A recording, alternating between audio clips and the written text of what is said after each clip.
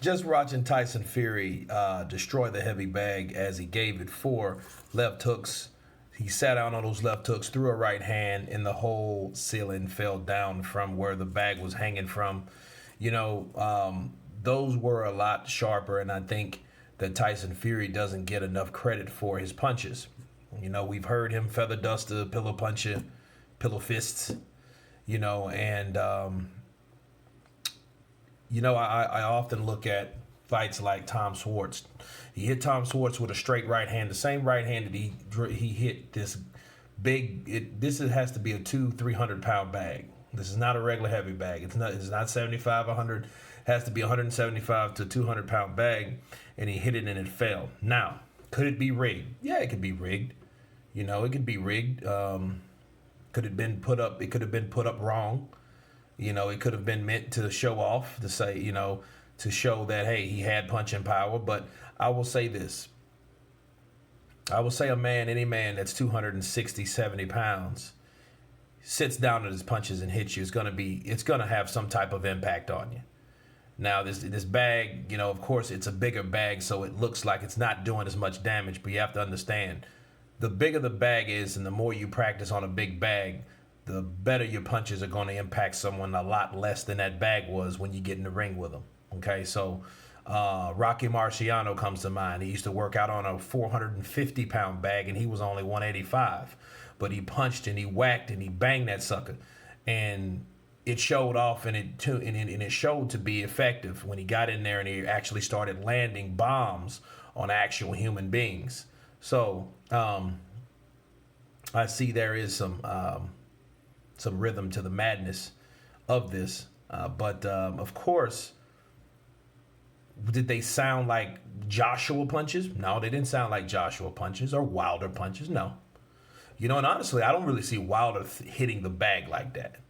You know what I mean? As far as like sticking that right hand. Now, Joshua's another story. He likes ripping uppercuts, rights and left hooks, and jabs, of course, and body shots.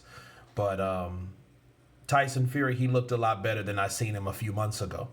So he's improving. I hope he gets his fight soon, because it's a shame to be training like that and have no fight to show for it.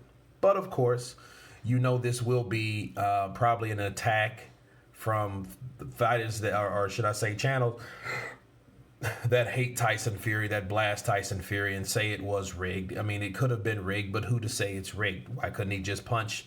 And, and the heaviness of the bag, that ceiling couldn't hold the heaviness of the bag on top of those punches, hitting that heavy bag, holding that heavy bag up. So, but they did look good. And, this is what I will say about Tyson Fury and his punching power, because this is what this is about. People that believe Tyson Fury had some shit in his gloves when he fought, or when he fights or whatever, they better hope and pray that was the case if he ever gets a fight with Wilder again. Because if he's able to hurt Wilder like he did before, I think it'll be worse of a fight this time, because there will be no Mark Breland. There will be no stopping the fight. It will be someone that gets in there and wants to go out on his shield, wants to do an Apollo Creed, and that's exactly what might happen. Okay, so if those punches are affecting him the same way, and he's not able to adjust, there won't be any excuses, and I will feel sorry for him. So for that case, you better hope this bag was rigged, because the way he punched that bag and the way that bag reacted when he punched that bag looked pretty impressive. However, was it rigged? I don't know. But it did look like some heavy shots to me, and it looked a hell of a lot better than it did a few months ago. But anyway, that's my counterpunch on Tyson Fury destroying the roof by punching the bag. You guys let me know. I'll leave the link below that you guys check it out. Of course, please subscribe. And you guys been Counterpunch. Peace.